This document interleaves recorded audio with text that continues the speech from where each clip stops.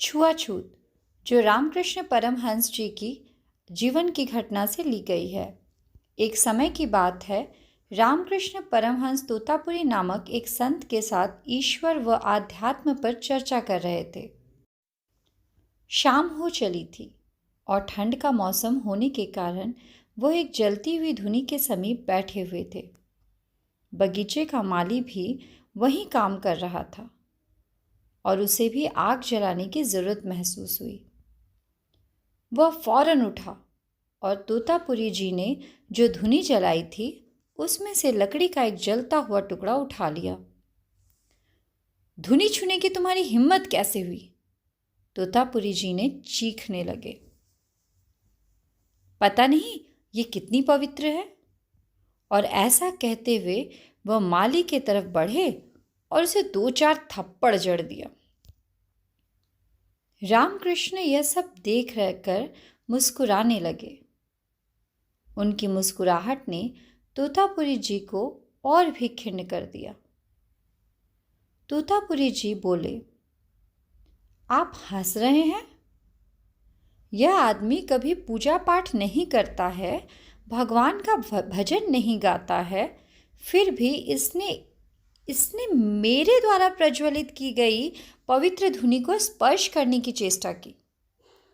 अपने गंदे हाथों से उसे छुआ, इसलिए मैंने उसे यह दंड दिया।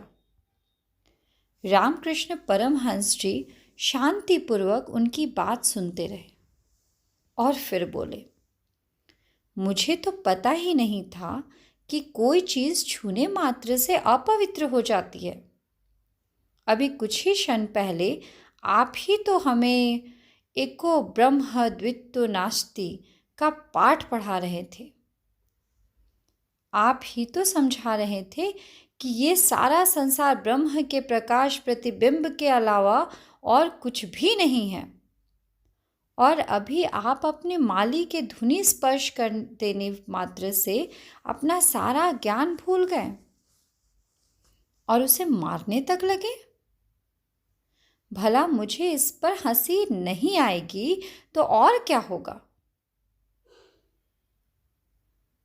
रामहंस जी गंभीरता से बोले, इसमें आपका कोई दोष नहीं है।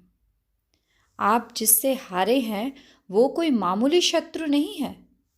वो आपके अंदर का अहंकार है जिसे जीत पाना सरल नहीं है। तोतापुरी जी अब अपनी गलती समझ चुके थे। उन्होंने सौगंध खाई कि अब वो अपने अहंकार को त्याग देंगे और कभी भी छुआछूत और ऊंच नीच का भेदभाव नहीं करेंगे। स्वामी रामकृष्ण परमहंस का उपदेश है कि किसी भी व्यक्ति को, चाहे वो किसी भी कुल का हो, चाहे वो धनवान हो या निर्धन, कभी ये नहीं भूलना चाहिए कि हम सबको बनाने वाला एक ही है। हम सभी परमात्मा के संतान हैं और एक समान हैं। तो दोस्तों, इस तरह की शिक्षाप्रद कहानी सुनने के लिए मेरे चैनल को ज़रूर सब्सक्राइब करें और हाँ, वीडियो को लाइक शेयर करना बिल्कुल ना भूलें। धन्यवाद।